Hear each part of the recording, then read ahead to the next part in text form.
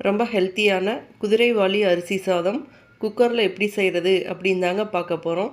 அதுக்கு 1 கப் அளவுக்கு குதிரைவாலி அரிசி எடுத்திருக்கீங்க. இந்த அரிசி பார்த்திங்கன்னா இந்த கலரில் குட்டி குட்டியாக இருக்குங்க. நீங்கள் உங்கள் விருப்பப்படி டம்ளர் உலக்கு எதில் வேணாலும் அளந்து எடுத்துக்கலாங்க.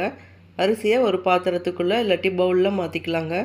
முங்குற அளவுக்கு தண்ணி சேர்த்து 2-3 டைம்ஸ் நல்லா வாஷ் பண்ணிக்கலாங்க. திரும்பவும் முங்குற அளவுக்கு தண்ணி சேர்த்து ஒரு 1/2 அன் ஹவர் மட்டும் ஊற வச்சுக்கலாங்க. இப்போ 1/2 அன் ஹவர் கழித்து பார்க்குறப்ப அரிசி நல்லா ஊறி இருக்குங்க.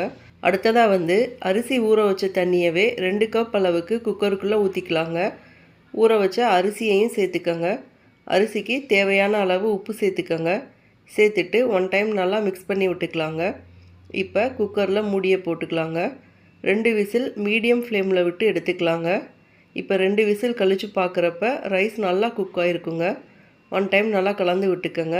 அவ்வளோதாங்க, குதிரைவாலி சாதம் பார்த்திங்கன்னா பொதுன்னு சூப்பராக ரெடி ஆயிடுச்சுங்க. இந்த ரைஸ் பார்த்திங்கன்னா ரத்த சர்க்கரை அளவை குறைக்கிறதுக்கும் வெயிட் லாஸ் பண்ணுறதுக்கும் இதே ஆரோக்கியத்திற்கும் ரொம்ப நல்லதுங்க.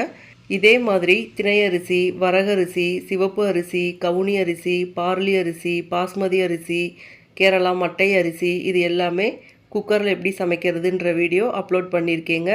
விருப்பப்பட்டவங்க செக் பண்ணி பார்த்துக்கோங்க. இதே மாதிரி ஹெல்த்தியான ரெசிபீஸ்க்கு நம்ம சேனலை மறக்காமல் சப்ஸ்கிரைப் பண்ணிக்கோங்க. தேங்க்யூ.